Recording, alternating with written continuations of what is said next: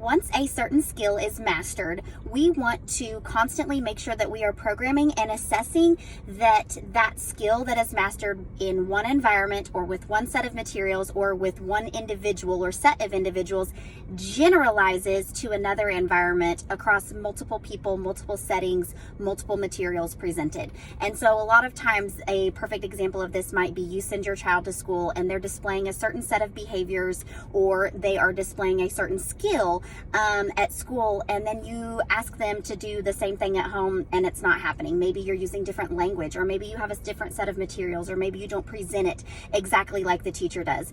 And what this is referred to is, a failure of generalization. And so we want to ensure that we're programming for generalization and not just considering a goal met or a skill mastered until we have ensured that that similar skill set generalizes across multiple people, multiple settings, with a multiple set of different materials. So an example of this might be sequencing. So let's say we're working on first, next, last. And let's say we're going to use a real world example, washing hands. So first I turn on the water. Next, I scrub my hands. Last, I dry my hands. Okay, super simple. There's a lot of steps missed, but for example purposes, steps of washing hands. So for generalization purposes, I want to make sure that I can do that with multiple different pictures, cartoon pictures, real world pictures, and then generalize it to, can I follow those steps of washing my hands at home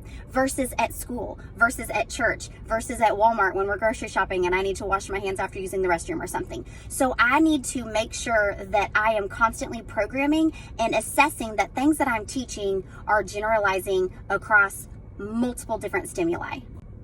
Maybe generalization, when it doesn't occur, might be due to a skill deficit. So it might just be due to a language barrier or a problem-solving skills barrier, lack of executive functioning skills. Whatever that barrier preventing generalization from occurring may be, it could also be due to a performance deficit. So maybe your child listens to the teacher at school and there's a different set of reinforcers and a different set of consequences in place there, and then they come home and it's not generalizing. They're not following those exact same directions that are provided at school without displays of problem behavior. And so what do we need to do with this? We need to program for it. We need to plan for those opportunities, and we need to assign reinforcers for displaying generalization of skills, whether it be due to a skill deficit or a performance deficit.